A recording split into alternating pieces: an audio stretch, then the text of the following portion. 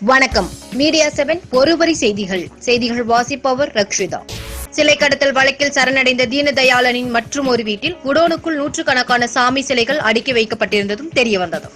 சோதனை முடிந்ததும் எத்தனை சிலைகள் கைப்பற்றப்பட்டது என்று தெரியவரும். மலிவு விலை காய்கறி கடைகள் மற்ற மாவட்டங்களில் தொடங்கப்படும், அமைச்சர் செல்லூர் ராஜு பேட்டி.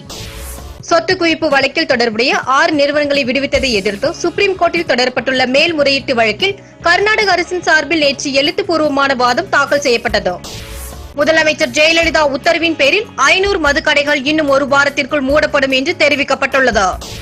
கடந்த 10 நாட்களுக்கு மேலாக தொண்டி நம்புதாளை பகுதியில் நாளுக்கு 25 தடவைக்கு மேல் மின்தடை ஏற்படுகின்றது. அலட்சியமாக இருக்கும் தொண்டி மின் வாரியம். தொண்டி மக்கள் அவதி.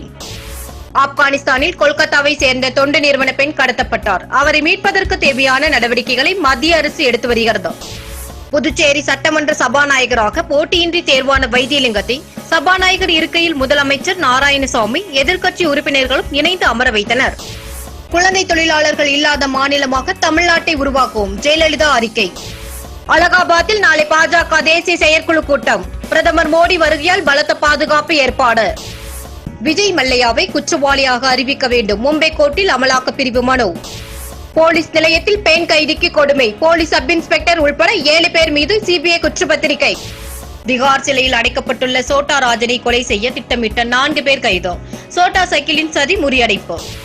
இத்துடன் இன்றைய ஒருவரி செய்திகள் நிறைவடைகின்றன. இணைந்திருங்கள். இது மீடியா 7 இணையதள தொலைக்காட்சி.